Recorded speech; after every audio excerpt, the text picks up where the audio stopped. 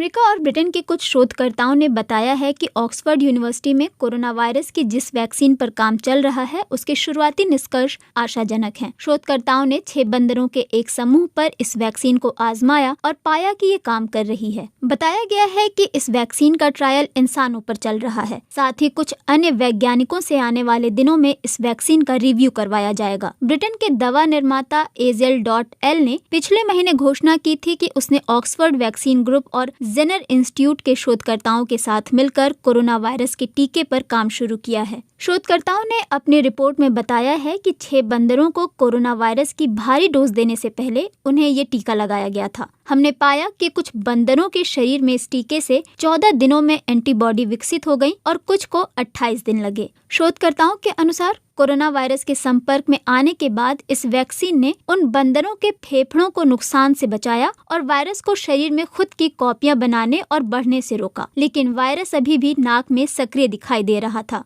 London school of hygiene and tropical medicine के एक professor doctor Stephen Evans ने कहा कि बंदरों पर शोध के बाद जो नतीजे सामने आए हैं वो निश्चित रूप से एक अच्छी खबर है। उन्होंने कहा, ये ऑक्सफोर्ड वैक्सीन के लिए एक बड़ी बाधा की तरह था जिसे उन्होंने बहुत अच्छी तरह से पार कर लिया है। टीका विकसित करने की प्रक्रिया में उसका बंदरों पर सफल होना बहुत महत्वपूर्ण माना जाता है, लेकिन वैज्ञानिकों की जानकारी के अनुसार कई टीके जो लैब में बंदरों की रक्षा कर पाते हैं वो अंततः मनुष्यों की रक्षा करने में विफल रहते हैं। प्रोफेसर इवांस कहते हैं, इस मामले में एक चीज जो अच्छी है वो ये कि जो टीके काम नहीं करते वो सुरक्षा देने की बजाय कई बार बीमारी को बदतर बनाते हैं। SARS-CoV-2 का टीका विकसित करने में एक सैद्धांतिक चिंता तो निश्चित रूप से रहेगी और इस अध्ययन में कोई नकारात्मक सबूत न मिलना बहुत उत्साहजनक है। शोधकर्ताओं ने बताया कि 13 मई तक इस शोध के लिए स्वेच्छा से सामने आए करीब 1000 लोगों को ट्रायल के तौर पर ये टीका लगाया जा चुका है। शोधकर्ताओं को उम्मीद है कि अगले 1 महीने में वो कुछ स्पष्ट निष्कर्षों तक पहुंच पाएंगे।